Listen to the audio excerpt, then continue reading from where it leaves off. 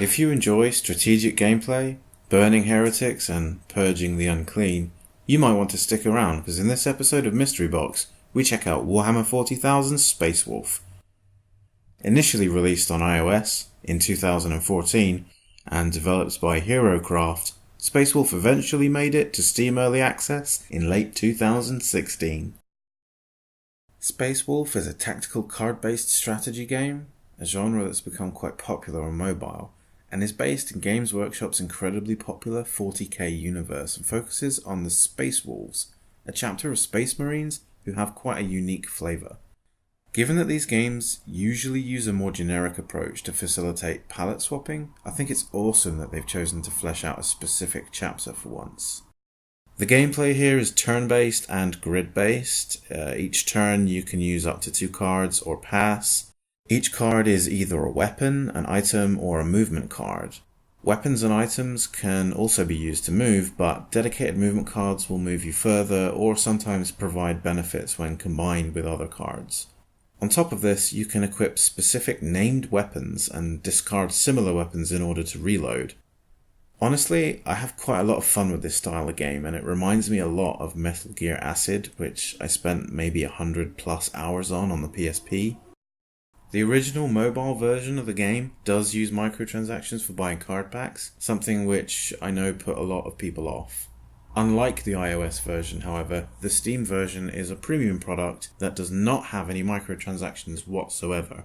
You cannot buy booster packs or currency here. The only way to unlock more cards is to keep playing missions. You get to see a good variety of weapons and items here too. Everything from the humble bolt pistol to the legendary Thunderhammer, through jump packs, lightning claws, autocannons, flamers, chain fists, storm bolters. You can even summon this good boy. Who's a good boy? Who's a good boy? Yes, you are. Eat that Chaos Marine. He's a good boy. If you're a fan of Warhammer 40,000, in particular Space Wolves, there's a lot to like here in my opinion. Without needing to use generic marine models that would look good in different colour palettes, they were able to spend a lot of time putting all the Space Wolf iconography on each character. So there's wolf skulls, pack markings, the Rune Priest actually looks like a Rune Priest, and overall the models are pretty great to look at. The environments, however, are fairly generic, and while the Chaos Marines and Cultists also look nice, they are the only enemies in the game, so you'll be looking at them a lot. Unfortunately, as nice as some of these models are, it can be difficult to appreciate them properly.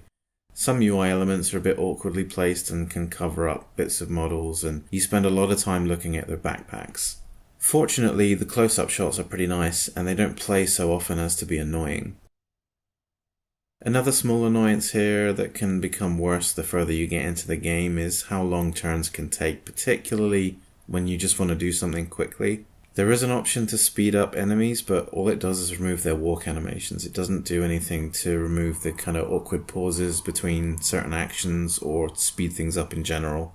While this isn't a deal breaker for me, it can make the game feel a bit sluggish at times. If you're a fan of games like Metal Gear Acid, then you already know how rare good games in this genre are. So unless you really dislike the Warhammer setting, I'd say you should probably give this one a go. With that said, there are definitely some issues here.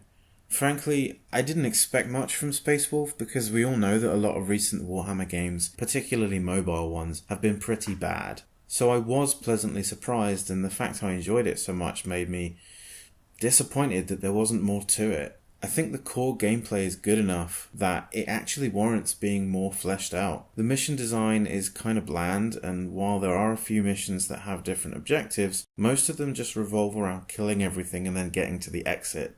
On top of that, there's a few small things that contribute to making the game feel a bit sluggish, such as not being able to zoom the camera out very far, so you can't really get a good tactical view of the battlefield. Camera movement itself is kind of slow, and there's small but frequent pauses between most actions. On top of this, the only enemies you'll encounter in the entire game are Chaos Marines and Chaos Cultists, which exacerbate the already bland mission design and start to feel repetitive very quickly. There's very few boss fights and no optional missions, although there are some challenge objectives in each of the campaign missions. There is a PvP mode and a wave-based challenge mode, but again, they're kind of one note. I'd also really welcome the addition of another race such as Orcs, Eldar, or my personal favourite Xenos race, Necrons. The game seems to have done well enough that the developers saw fit to do a decent job porting it to PC as a premium product, so perhaps it will do well enough to merit a sequel that could be genuinely great.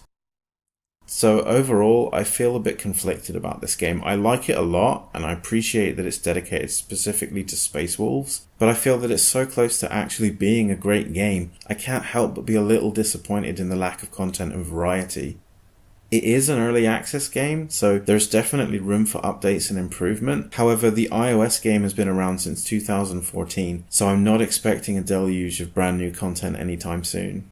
In spite of these negatives, I would still recommend the game. I did have a lot of fun with it. If you like these kinds of tactical card games, or you like strategy games in the 40k universe in general, you'll probably want to give this one a look. Although it does retail for $9.99 on Steam Early Access, you can download the iOS or Android versions for free to try it out first. Thanks for watching, guys. I hope you enjoyed today's video. I'm trying to do more of this kind of content. I'm toying around with doing these kind of preview videos for a while. This is the first one I've put out, but I'm planning on doing quite a lot more. So if you have any constructive criticism or any feedback or any questions, just leave a comment below. But yeah, thanks for watching. Take care.